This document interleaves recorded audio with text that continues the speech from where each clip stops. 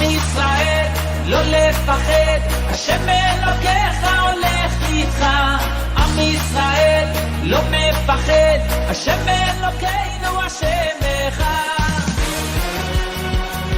Bonjour à tous et bonne rentrée à tous, ça y est c'est reparti pour un tour, nous sommes de retour pour être avec vous tous les vendredis de 9h à 10h dans votre émission du vendredi, l'univers de la Yeshiva. Ce matin nous sommes une date assez spéciale puisque nous sommes juste avant la fête de Rosh Hashanah. Maintenant tout de suite, nous sommes encore dans le mois de Elul. Et le mois de Elul c'est un mois du retour, le mois du retour comme il est écrit que le mois de Elul, qui sont en hébreu la lettre Aleph, Lamed, Vav, Lamed, font en fin de compte une phrase Ani ledodi vedodili. Je suis à mon bien-aimé et mon bien-aimé est à moi. Ce qui veut dire que nous devons faire un certain acte de retour vers Dieu pour pouvoir faire que Dieu de retour nous amène une Shana Tova Umetuka, une bonne et douce année. Alors cette expression du cantique des cantiques du roi Salomon, ça porte vraiment les initiales du mot de Elul, le dernier mois de l'année, ce qui veut dire que le mois de Elul c'est un mois d'introspection,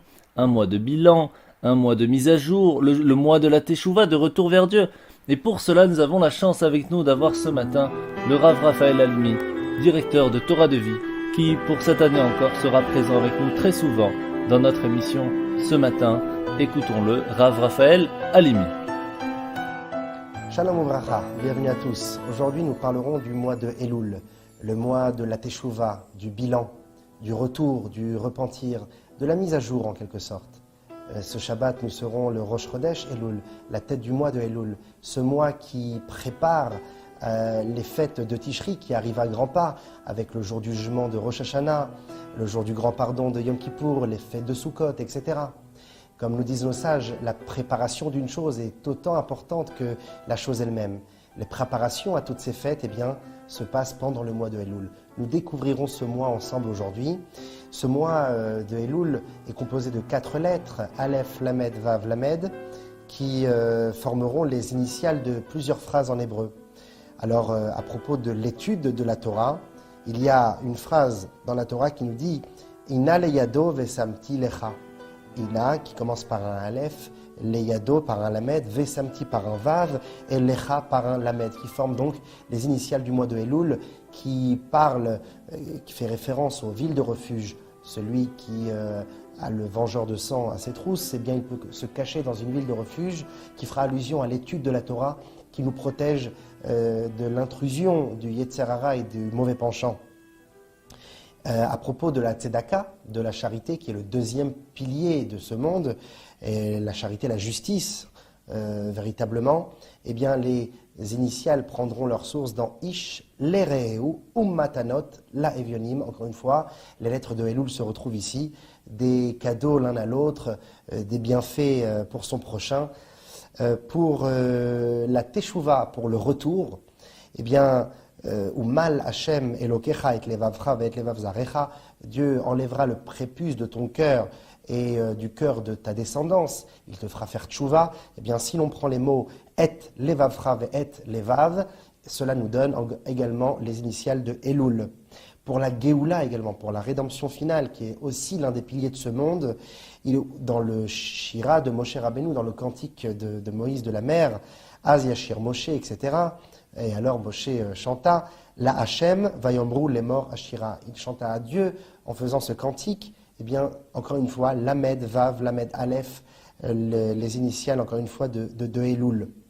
Mais celle qui est les initiales les plus connues se retrouve dans la phrase du Shir HaShirim, du Cantique des Cantiques du roi Salomon, chapitre 6, verset 3, qui est un passage qui est lu tous les Shabbats par la communauté séfarade. Ani ledodi vedodi li. J'appartiens à mon bien-aimé et mon bien-aimé m'appartient. On parle bien entendu ici du lien qui existe entre Akadosh Baruch Hu et le Ham Israël. Nous appartenons à Dieu et il nous appartient. Nous avons un lien éternel entre nous et cela fera référence à l'autre pilier de ce monde, la tefila, la prière. Donc nous avons vu la charité, la rédemption, la Torah, la teshuvah, le retour bien sûr, et enfin la tefila. Alors aujourd'hui nous parlerons justement de ces initiales de Ani, Ledodi, Vedodeli qui sont très très importantes. Cela dit, il est nécessaire de comprendre quelque chose qui a priori est contradictoire. Alors chez nous les Juifs, on est souvent contradictoire. Lorsque l'on souhaite à un ami Shalom Aleichem, alors il est obligé de nous répondre à l'envers Aleichem Shalom. Pour être un peu plus sérieux, eh bien, lorsque l'on va un petit peu plus haut dans le Cantique des Cantiques, chapitre 2 cette fois-ci, verset 16, on retrouvera exactement la même sonorité, la même connotation, la même idée de ce lien qui est entre le Ham Israël et le bon Dieu, mais à l'envers. Au lieu que ce soit Ani le Dodi ve Dodili, je suis à mon bien-aimé et mon bien-aimé est à moi, eh bien c'est à l'envers. Dodili va Anilo. Mon bien-aimé m'appartient et je suis à lui. C'est-à-dire que c'est Dieu d'abord qui fait le pas en premier et ensuite nous après lui. Alors il est nécessaire de comprendre pourquoi cette contradiction. Eh bien en réalité, il y a deux sortes de liens vers Akadosh Baruch Hu. Il y a le lien de Hachem vers l'homme, dans le langage kabbalistique, milemala lemata, du haut vers le bas, lorsque Dieu descend vers nous, eh bien cela sera le Dodili va Anilo, Dodili, il m'appartient, va Anilo, et ensuite je lui appartiendrai. Et il y a un autre lien, une autre sorte de lien, lorsque c'est l'homme qui fait le premier pas, et ensuite suivra Dieu, Ani les Dodi, je suis à mon bien-aimé, Ve Dodili, et ensuite il retourne son amour vers moi. Dans chaque chose, il y a un avantage et un inconvénient. Eh bien, lorsque l'on parle de l'avancement de Dieu vers l'homme, Hachem vers l'homme, c'est-à-dire du haut vers le bas, alors il y a l'avantage du fait que c'est grandiose, que c'est un lien extrêmement élevé, puisque c'est Dieu lui-même qui descend vers nous, mais il y a l'inconvénient que cela peut devenir superficiel chez nous, car il n'y a pas d'effort personnel, il n'y a pas une implication de l'homme, en tout cas dans un premier temps, cela viendra plus tard. Alors que également dans l'autre lien, c'est-à-dire lorsque l'on parle d'un lien du bas vers le haut, de l'homme vers Dieu, lorsque l'homme fait le premier pas, l'avantage, eh bien, c'est ce que ça sera ancré en lui, ça viendra de lui-même, comme on l'a dit, une implication personnelle, un effort, donc ça sera profond et ça sera plus éternel, beaucoup plus long dans le temps, mais l'inconvénient, c'est qu'il manquera la grandeur lorsque c'est Dieu qui fait le premier pas. Prenons l'exemple d'une viande sur le feu, lorsque celle-ci est sur un feu trop puissant, eh bien elle grille. Donc à l'extérieur, c'est vrai qu'elle est bien cuite, mais à l'intérieur, elle est encore crue. Alors que lorsque le feu est doux, alors on peut bien cuire la viande doucement, léat, pour arriver à une cuisson qui est la bonne.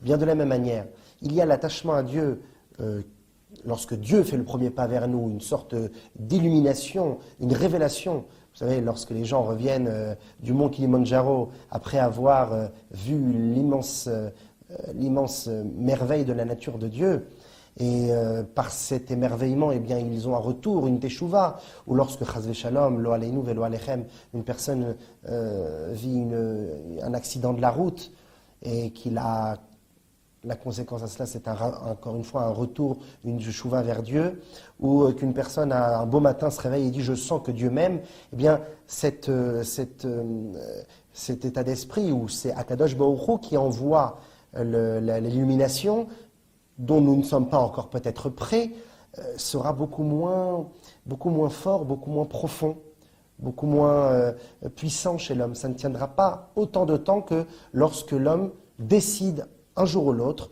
d'entreprendre une enquête, une véritable découverte, une exploration de la Torah, où il va enquêter, s'élargir, réfléchir, avoir une approche intellectuelle et personnelle de la Torah et des mitzvot. Là, ça sera beaucoup plus fort, ça sera beaucoup plus tangible, beaucoup plus réel pour lui-même.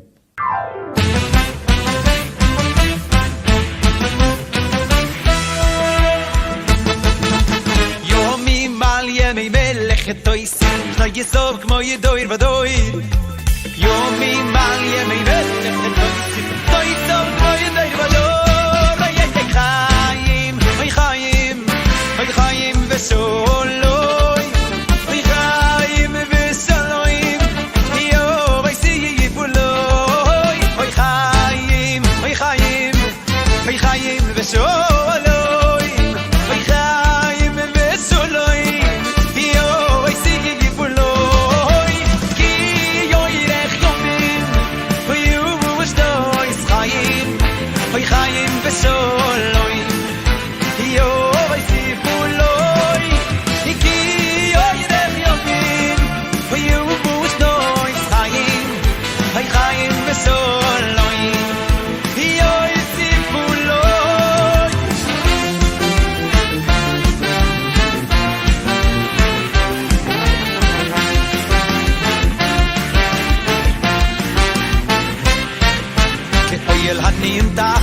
b'dorei malo Marei koyei Ki mayo iti misi b'chayoy Marei koyei Ki gaitet getilim beyar b'ketzaboy Marei koyei Ki gmutzakes es bezoin cheovonon Marei koyei Emes mane bedor Oy oy koyei godoin Oy emes mane bedor Oy oy koyei godoin Yei betzizoy Mi besotei akodoshim Mi besolon Beri beri beri began Oy emes mane bedor Oy oy koyei godoin Oy emes mane bedor Oy oy koyei godoin Oy yei betzizoy Mi besotei akodoshim Oy besolon Beri beri beri began Ki oy elanintach b'dorei malo Marei koyei Ki v'aki mayoy tzirisi b'chayoy Oy marei koyei Ki koydel gedile b'yar b'ketzaboy Marei koyei Ki t'mutzakes es bezoin cheonon Oy marei koyei Emes mane bedor Oy oy koyei godoin Emes mane dar Oy oy koyei godoin Oy yei betzizoy Mi beskotzei akodoshim Besoloim Beri beri beri began Oy emes mane dar Oy oy koyei godoin Oy emes mane dar Oy oy koyei godoin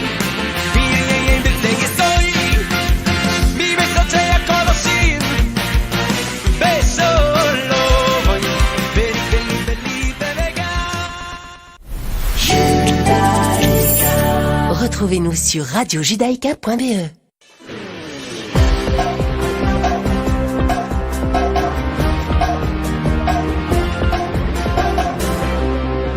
Nous revoilà sur Radio Judaïka. Nous sommes ce matin dans votre émission du vendredi l'univers de la Yeshiva et nous sommes avec le Rav Raphaël Halimi avec lequel nous discutons de ce mois d'introspection, de ce mois de bilan, le mois de Elul, qui nous donne la possibilité d'un côté de nous racheter mais de l'autre côté aussi de prendre de bonnes décisions pour le futur.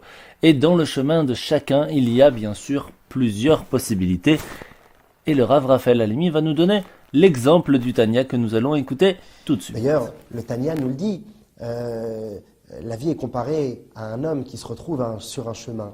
Et à ce moment-là, le chemin se sépare en deux. Et il voit un enfant au milieu. Il lui demande quel est le chemin qui mène au palais. Et l'enfant lui dit, si tu prends le chemin de droite, c'est un chemin court et long.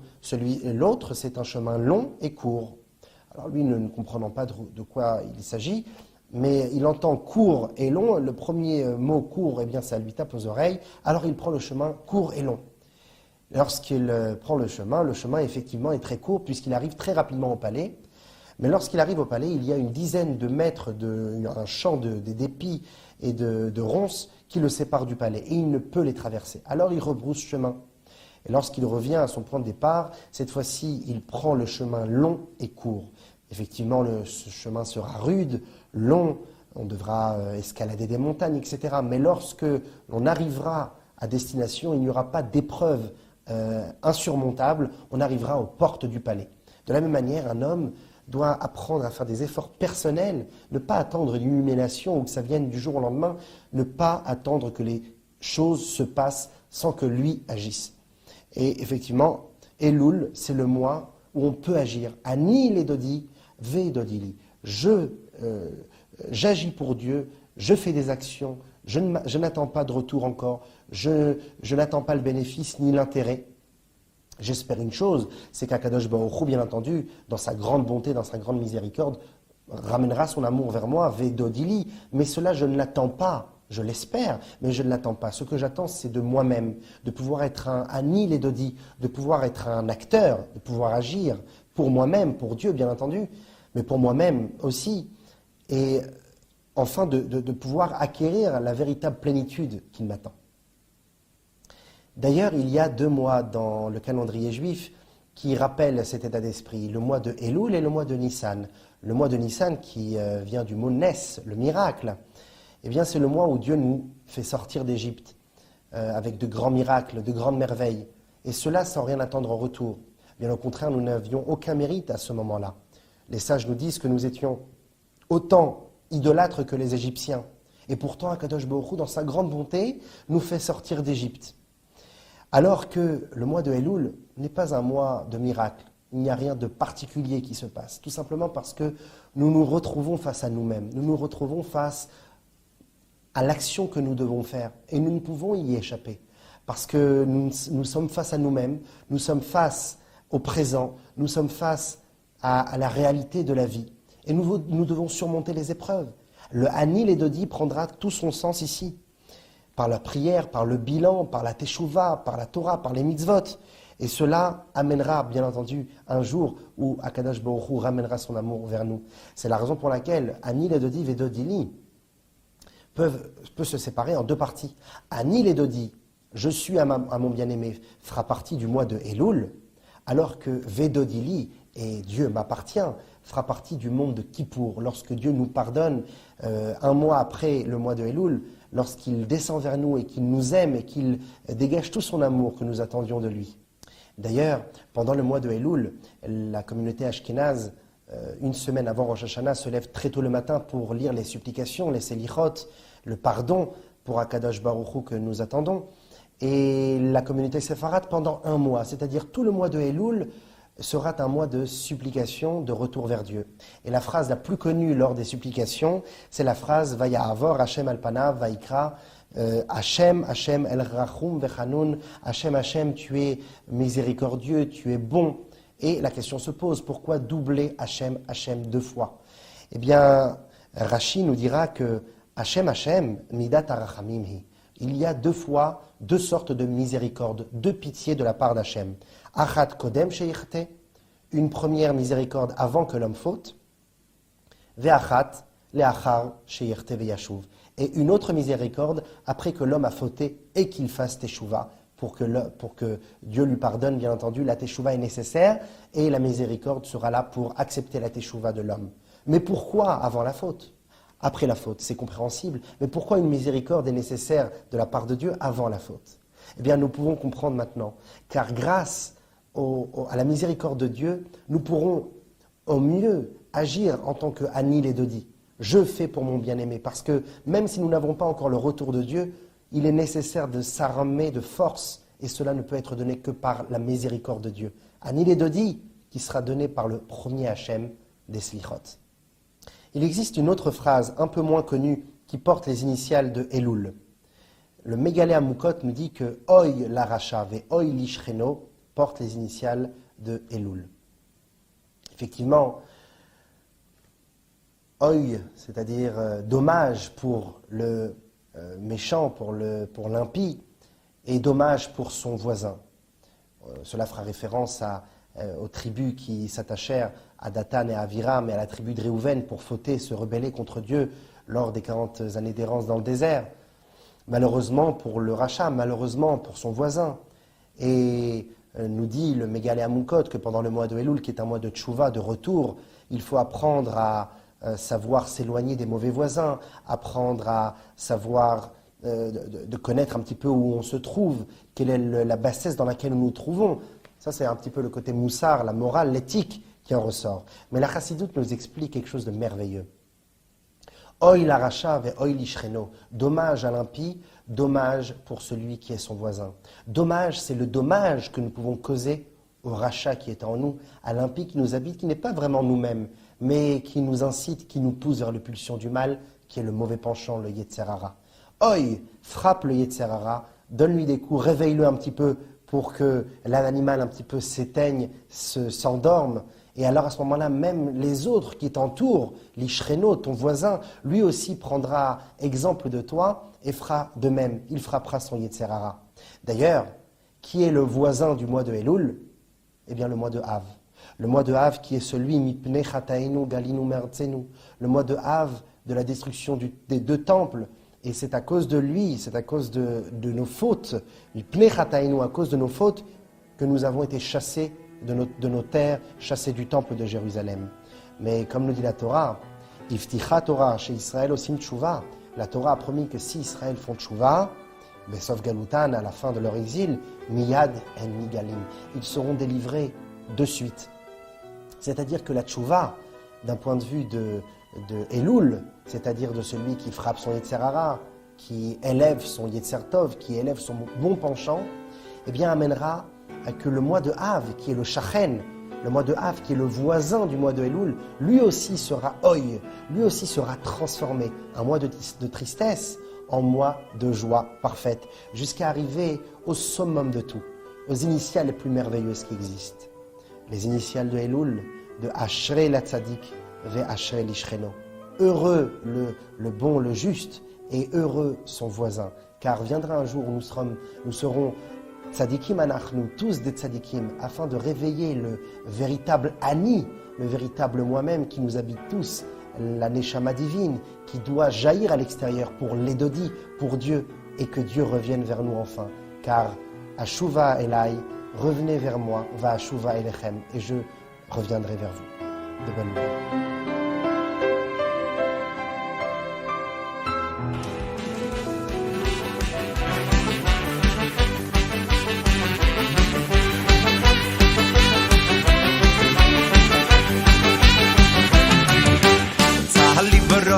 Tali baroini, oh, Yeshevet Zion.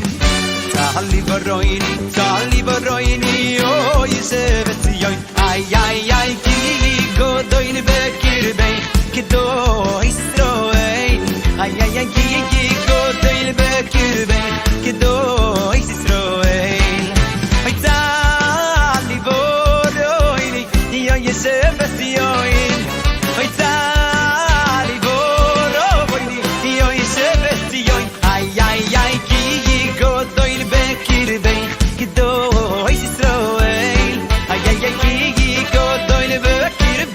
Kedois Israel.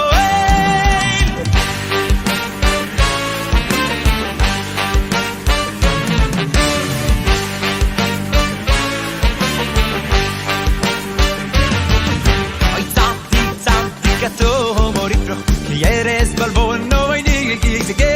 Oy tzati kato morifro, yeres balbon no vayni gizge.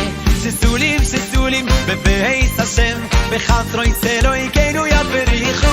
Sesulim bebeis Hashem, bechatro Yisrael keinu yaverichu. Ay yo, ay ay ay yo, yenubun beseivo, oh yenubun beseivo. The shade beranat you, did it out.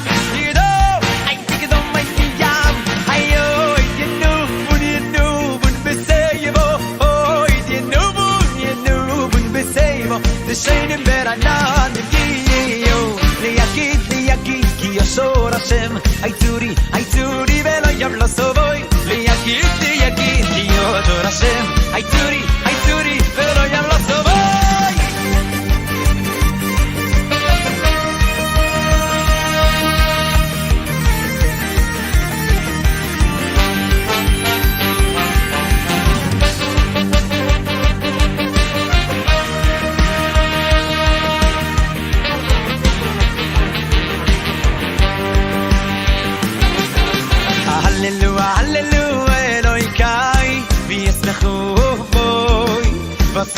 Asimo sikvusi boy, sikvusi boy. Hallelujah, Elokai, v'yismechu boy. Asimo sikvusi boy, sikvusi boy. Ahoy deni, besoy dam kero yevoy leikai tiri, efse boy. Ahoy deni, beso voy tan quiero ni ver el caitiri, ese voy. Hallelujah, doy kai, ves mejor voy. Vasimu, voy. Hallelujah, doy kai, ves mejor voy.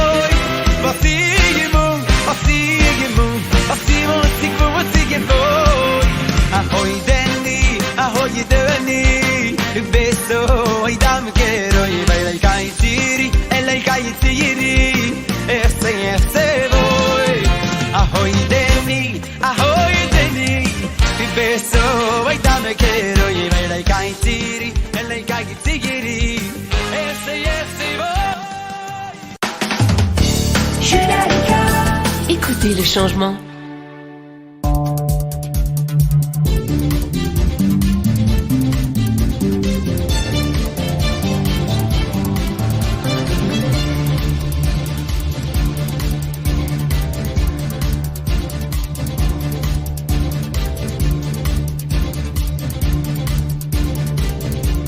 Et bien voilà, nous sommes dans la deuxième partie de notre émission ce matin. Je voulais tout d'abord remercier le Rav Raphaël Halimi qui est avec nous ce matin avec Torah de Vie, ce site extraordinaire qui vous permet d'étudier chaque jour de la semaine sur torahdevie.com.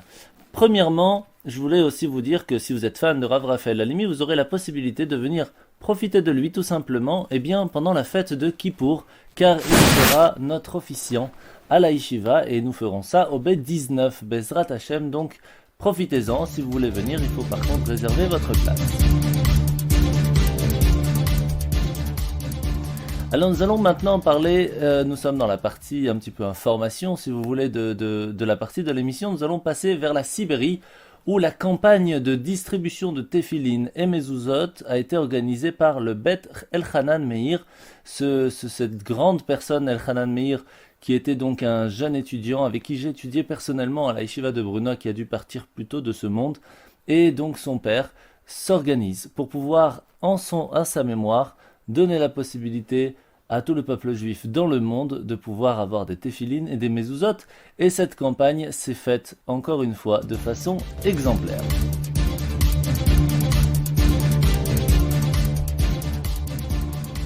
Passons maintenant vers la Russie.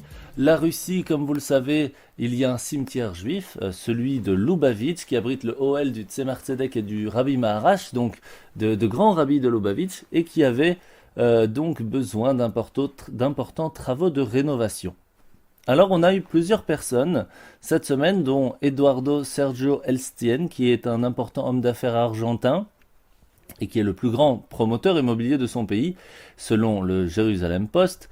Et en fin de compte, lui ainsi que le père de Yosef Yitzhak Popak, Shmuel Yitzhak Popak, qui possède la plus grande carrière du granit du monde à Barr, dans l'état du Vermont aux États-Unis, se sont mis à plusieurs, après être devenus propriétaires de nombreux bâtiments et propriétés dans la région, grâce à un succès attribué à Farbrengen au 770, lorsque le rabbi avait demandé dans les participants qui étaient sur place, qui désirait recevoir une bénédiction de richesse, et il n'était qu'en fin de compte 3 à lever la main, dont Yossi Popak, et il a réussi donc à développer les affaires de son père. Eh bien, c'est bien plus tard, donc cette semaine, que les philanthropes, que ce soit Eduardo Elstein, Yossi Popak, ont participé à un projet, grâce aussi au Rav Yitzhak Shapiro de Londres, qui se sont soutenus ensemble pour pouvoir, en fin de compte, aider à une rénovation complète de ce grand cimetière de Lubavitch, où sont enterrées de grandes personnes, ainsi que une grande partie du peuple juif russe. On les remercie bien sûr énormément. Passons maintenant à la terre d'Israël, et oui, c'est le Rav Mendel Raskin du Bet Rabban de Saint-Luc au Canada qui va distribuer plus de 45 paires de téphilines aux soldats d'Israël pour leur donner la possibilité d'être protégés pas seulement physiquement grâce à leurs armes, mais surtout spirituellement et moralement grâce au téphilin qui est une de nos armes les plus importantes. Passons maintenant à la Corée du Nord. Meir El-Fassi. Est-ce que vous avez déjà entendu parler de lui? Meir El-Fassi a visité plus de 80 pays dans le monde. Il a pu mettre des téphilines dans les jungles d'Amérique du Sud, où il y a bien sûr des juifs qui y sont. Il a pu imprimer des éditions de Tanya sur la montagne de l'Everest. Et aujourd'hui, Meir El-Fassi semble s'être surpassé et a même fait l'histoire à nouveau. Meir El-Fassi est un photographe loubavitch israélien âgé de 33 ans, père de 4 enfants. Il vient de visiter la Corée du Nord, le tristement célèbre pays d'Asie de l'Est, dirigé par Kim Jong-un. Et le déclencheur de ce voyage audacieux, c'était le sommet du dictateur coréen avec le président américain Donald Trump. Lorsque il a été entendu, j'ai dit que je serais le premier loubavitch à se rendre là-bas. Comme ça a déclaré Meir El-Fassi. Il s'est d'abord présenté en tant que professeur, puisque les journalistes sont considérés comme des ennemis. Il leur a fourni le numéro de téléphone d'une école pour vérification, mais ma personne de contact m'a dit que je ne serais pas approuvé parce que des photos de moi étaient postées sur un site d'information en anglais. C'est comme ça qu'il a fini par admettre qu'il était également photographe, mais il a réussi à être admis à signer une décharge que s'il donnait une mauvaise image au pays, il devrait payer une amende. Il a donc voyagé en Chine, obtenu un visa pour le Nord, de là il est monté dans un avion russe délabré à destination de Pyongyang, et comme il l'a déclaré, les joueurs de tennis nord-coréens sur le vol et les occidentaux ne lui parleraient pas.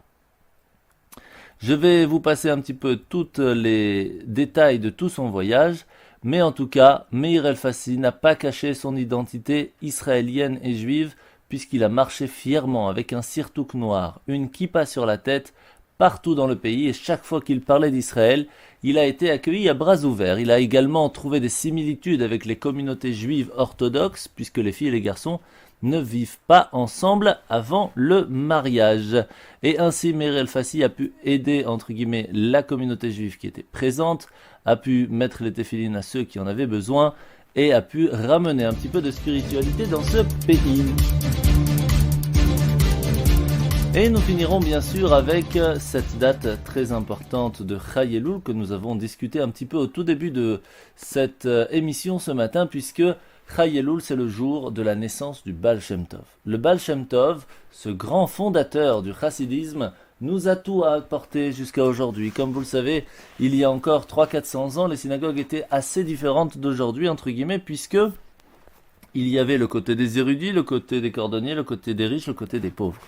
Aujourd'hui, depuis 300 ans, grâce à Dieu, nous avons la possibilité d'avoir des synagogues sans aucune distinction. Chacun s'installe, nous sommes tous ensemble, nous sommes tous unis. Quand on vient pour la prière, et même après, et même avant, on se doit d'être unis parce que nous sommes tous frères et sœurs. Et lorsque quelqu'un fait un trou dans sa cabine, dans un bateau, cela amène l'eau dans tout le bateau. Et de l'autre côté, lorsqu'on répare quelque chose, nous réparons tout le bateau. De la même façon, nous sommes maintenant dans le mois de Elul. Le Baal Shem Tov a ramené cette unité pour que nous soyons tous ensemble, sans aucune distinction. Nous avons tous en nous un diamant, cette âme divine que Dieu nous a donnée, qui nous permet de vivre, et pas seulement comme un humain, mais avec une certaine spiritualité qui nous donne la possibilité de s'attacher à Dieu, de faire des bénédictions, de pouvoir vivre, de pouvoir manger, mais pas seulement parce que l'on a faim, mais parce qu'on veut avoir des forces pour faire des bonnes actions. Tout cela sont des choses qui peuvent se faire, qui doivent se faire, et c'est le mois de Elul qui commence. Nous n'avons plus beaucoup de temps avant d'arriver au jour de Rosh Hashanah. Profitons-en, et à tout de suite.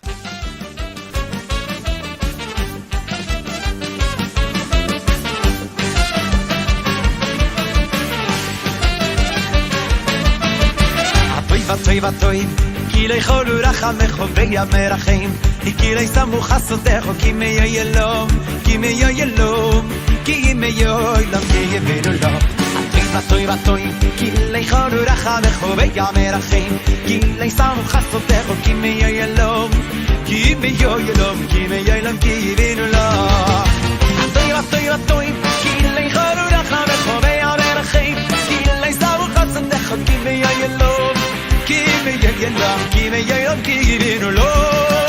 Atoy atoy atoy, kilei choru acham chobei amerachim, kilei zavu chasadecho, give me your love, give me your love, give me your love, give me lo. Ay ay ay, atoy atoy atoy, kilei choru acham chobei amerachim, kilei zavu chasadecho, give me your love. Give me your love, give me your love, give me your love. Oh yeah, atoy atoy atoy, kilei choru acham chobei amerachim, kilei zavu chasadecho, give me your love, give me your love, give me your love, give me your love. Echad yachid u'miuchad, oy oy veveye. Echad yachid u'miuchad, oy oy veveye. Echad yachid u'miuchad, oy oy veveye. Echad yachid u'miuchad, oy oy veveye. Echad yachid u'miuchad, oy oy veveye. Echad yachid u'miuchad, oy oy veveye. Dididam, dididom, dididam. Ay echad yachid u'miuchad, oy oy veveye. Oy oy veveye.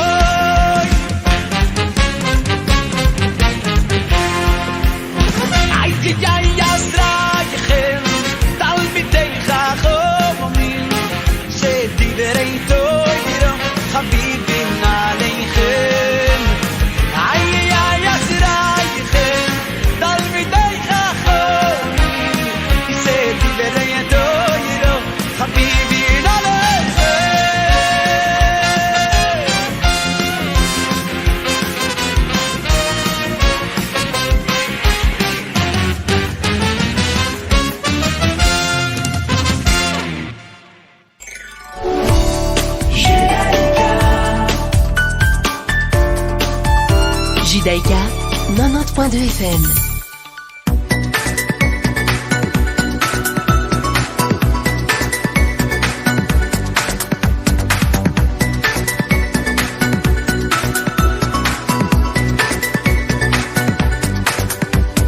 Nous revoilà sur Radio Judaïka. Eh bien, nous allons maintenant aborder la partie de la paracha de la semaine, la paracha de Shoftim, où nous allons aborder des questions fondamentales par rapport au leadership du peuple juif, par une discussion concernant les juges, puis les règles concernant les rois, les prophètes, les prêtres, et de nombreux commandements vont être introduits dans cette lecture, comme la nomination des juges, des policiers, l'obligation d'avoir et de suivre la loi rabbinique, les paroles des prophètes, etc.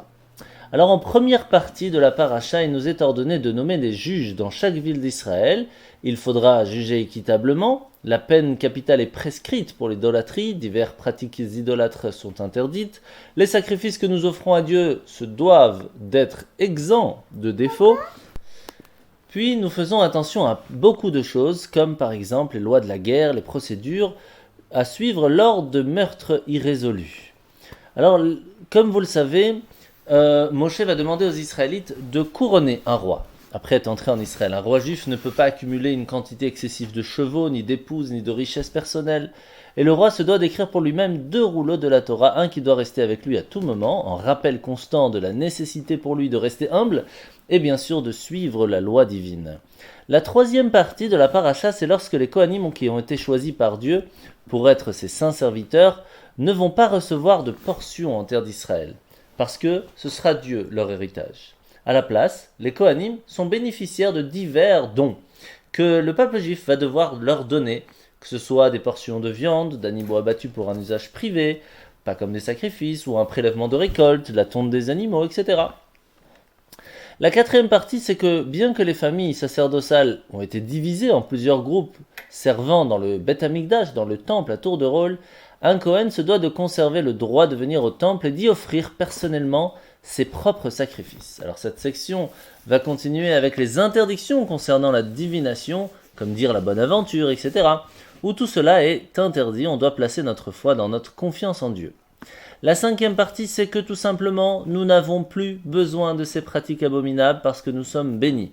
Bénis d'avoir des prophètes qui nous ont transmis le message de Dieu et qu'on se doit d'obéir à ces préceptes. Alors, cette section va nous donner aussi les punitions pour le non-respect des paroles des prophètes, ainsi que pour une personne qui prétendrait faussement parler au nom de Dieu. Et on va rappeler encore une fois le commandement d'établir des villes de refuge pour celui qui aurait tué par inadvertance, en sachant que cette ville de refuge est aujourd'hui une partie de l'étude de la Torah. Alors Moshe va commander au peuple juif de désigner 6 de ces villes. Et lorsque Dieu va étendre les frontières avec la venue du Mashiach, nous aurons 3 autres villes de refuge. Alors passons maintenant à la 6e partie. C'est les témoins. Lorsque l'on va devant un tribunal, il nous faut absolument 2 témoins pour garantir une condamnation dans une affaire. Que ce soit un châtiment capital ou corporel ou à payer, il faut toujours 2 témoins. Puis après, nous parlons de la procédure de la guerre. Ce qu'on a le droit de faire, pas le droit de faire, comment le faire. Comme par exemple, le Kohen va devoir s'adresser aux soldats en les avertissant de ne pas craindre l'ennemi. Parce que, tout simplement, si on a foi en Dieu, pas de souci ne pourrait venir. Mais par contre, il va énumérer les différents individus qui seront exemptés du devoir militaire, comme celui qui vient de se fiancer, celui qui vient de se marier, celui qui vient de construire une maison, une personne qui a peur, tout simplement, ou quelqu'un qui aurait peur de ne pas réussir étant donné ses actes. Et la dernière partie de la paracha, c'est qu'avant de livrer bataille contre un ennemi au combat, il nous est commandé de faire une proposition pacifique. C'est seulement si l'ennemi n'accepte pas cette offre que la bataille s'ensuit. Dans les batailles contre les nations cananéennes, si l'ennemi n'accepte pas l'offre de paix, il est commandé aux Israélites de tout enlever, de les faire partir complètement. Il nous est même par contre interdit de couper les arbres fruitiers en assiégeant une ville. Et la lecture se terminera alors par la procédure à suivre en cas de meurtre non résolu, toutes les choses à savoir ainsi que les règles de base du tribunal.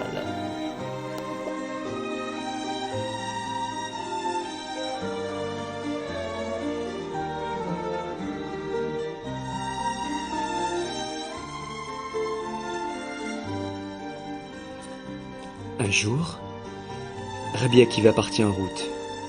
Il se munit de 3 choses. Un âne, un coq et une chandelle. L'âne, il le prit pour faire la route. Le coq, pour le réveiller le matin tôt. Et la chandelle, pour étudier la Torah à sa lueur. Avant que la nuit ne tombe, Rabbi Akiva chercha où dormir dans la ville la plus proche. Mais aucun habitant n'accepta de l'héberger. Plein de confiance en Hachem, il se dit « Tout ce que fait Hachem est pour le bien ». Il ne lui resta donc qu'à aller dormir dans un champ, en dehors de la ville. Brusquement, un vent fort souffla sa chandelle.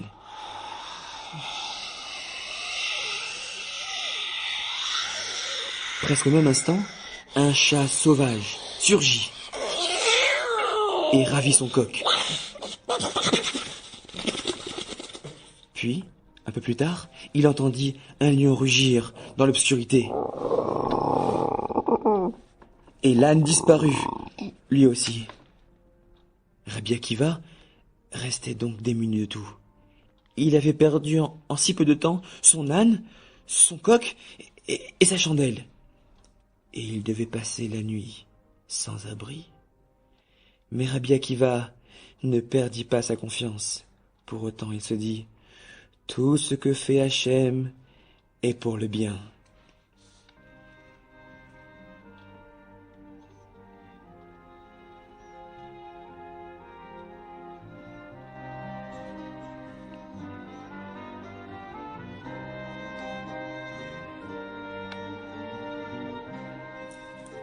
Le lendemain matin, il apprit que la ville avait été attaquée la nuit par des ennemis. Et tous ses habitants avaient été faits prisonniers. Rabbi Akiva s'écria « C'était bien ce que je m'étais dit. Tout ce que fait Hachem est pour le bien. Si le lion n'avait pas dévoré l'âne, il aurait bray et j'aurais été découvert. Si le chat sauvage n'avait pas ravi le coq, il aurait décelé ma présence. Si le vent n'avait pas éteint ma chandelle, elle m'aurait dénoncé. Et les ennemis m'auraient pris moi aussi en captivité. Tout ce que fait Hachem est pour le bien. Tout ce que fait Hachem est pour le bien.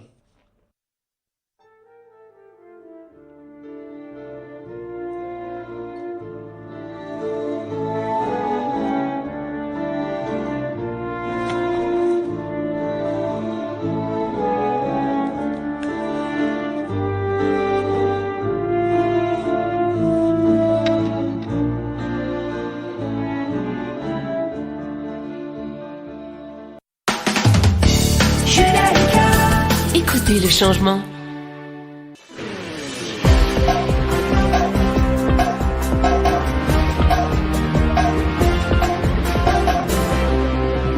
Et bien voilà, c'est ainsi que finit notre émission ce matin. Je vous rappelle que bientôt il y aura les slichot qui commenceront. On vous tiendra au courant la semaine prochaine pour un peu plus de détails. Mais sachez déjà que pour tous les Ashkenazim, même les Séfarades qui veulent faire les slichot, nous pourrons le faire toute la ville ensemble dans la synagogue Mahalé, et ce, le samedi juste avant Rosh Hashanah. Alors, premièrement, à savoir, une chose très importante, l'allumage des bougies de ce soir, ce sera à 19h59, et Shabbat se finira à 21h06. Et donc, la Parashat Kitavo qui sera le Shabbat avant Rosh Hashanah, pas vraiment avant, mais juste avant avec les Slichot, ce sera donc le Shabbat du 21 septembre. Le 21 septembre au soir, nous avons l'habitude de venir à la synagogue et de prier ensemble pour que l'année se passe bien, demander pardon, faire les selichot. Et vous serez donc tous et toutes invités à venir profiter de faire tout cela, tous ensemble, avec une équipe, avec une chorale, avec de grands chazanim qui seront présents pour vous et pour nous pour que cette année se passe bien dans notre chère ville de Bruxelles. Je vous souhaite de passer un très très bon Shabbat et à la semaine prochaine. Shabbat Shalom. ישראל, לא לפחד, השם אלוקיך הולך איתך. עם ישראל, לא מפחד, השם אלוקינו השם אחד.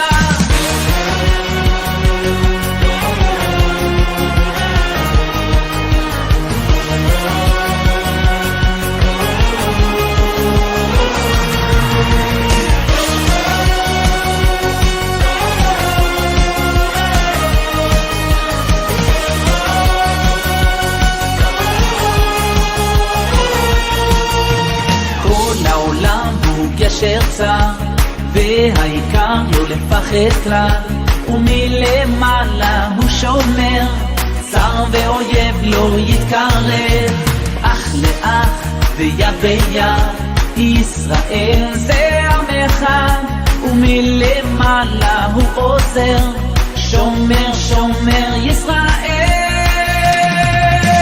עם ישראל לא לפחד, השם אלוקיך הולך איתך.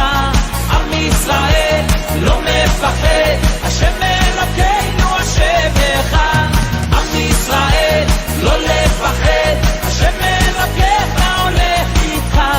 עם ישראל לא מפחד, השם אלוקינו השם אחד.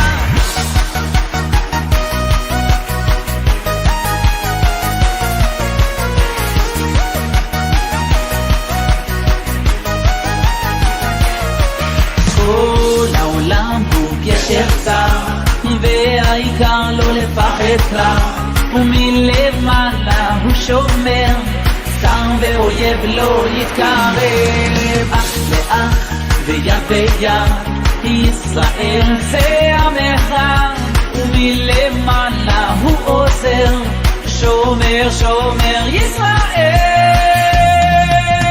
עם ישראל לא לפחד, השם אלוקיך הולך איתך. עם ישראל לא מפחד, השם אלוקינו השם אחד. עם ישראל לא לפחד, השם אלוקיך הולך איתך. עם ישראל לא מפחד, השם אלוקינו השם אחד.